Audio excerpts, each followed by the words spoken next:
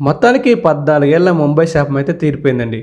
అప్పుడెప్పుడో 2013 నుంచి ఇప్పటి వరకు జరిగిన అన్ని ఐపీఎల్ సీజన్స్‌లో ఒక్కసారి కూడా ముంబై తన మొదటి మ్యాచ్ అయితే గెలవలేదంట. నిన్న కేకేఆర్‌తో జరిగిన మ్యాచ్‌లో ముంబై తన హైయెస్ట్ రికార్డ్ చేసి 220 పరుగులను చేసేసి ఘనంగా బోని అయితే కొట్టేసింది. ఫస్ట్ ఇన్నింగ్స్‌లో కోల్కతా ఓపెనర్లు పూనకం వచ్చినట్టు కొట్టేశారండి.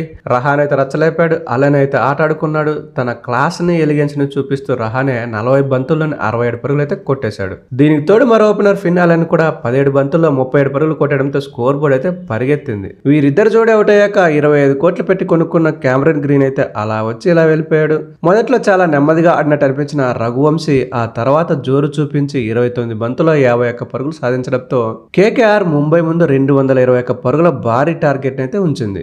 అరే మీకే అంత ఉంటే మాకెంత ఉండాలి అంటూ ముంబై ఓపెనర్లు కూడా కేకేఆర్ బౌలింగ్ ని చిత్తకు కొట్టేశారు. డికాక్ను కాదని రియాన్ రికల్టన్ రోహిత్ ఓపెనింగ్ జోడికి అయితే వచ్చాడు. అరే ఇదేం ప్రయోగం రా అనుకున్న వాళ్ళకి తనను ఎందుకు ఓపెనింగ్ పంపించారో 43 బంతుల్లోనే 81 పరుగులు కొట్టేసి చూపించాడు రికల్టన్.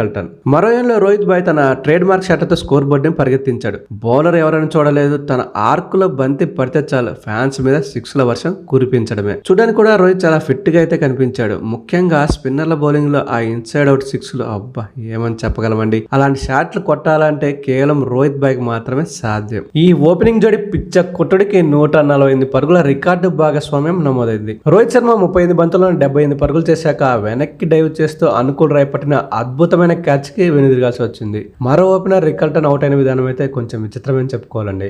రెండో పరుగు లేదని తెలిసి వెనక్కి తిరిగి గ్రిజ్లోకి వస్తున్న టైంలో రికల్టన్ కు జింబాంబే బొంగు కర్రంత హైట్ బౌలర్ ముజరబాని అడ్డవడంతో కొంచెం పక్కకు వచ్చి బ్యాట్ క్రీజ్ లైన్ లోపల పెట్టేసే లోపలే KKR super fielder Anukul Roy 4 line దగ్గర నుంచి వేసిన బాల్ నేరుగా వికెట్లను తాకడంతో రన్అట్ గా వెనుదిరగాల్సి వచ్చింది.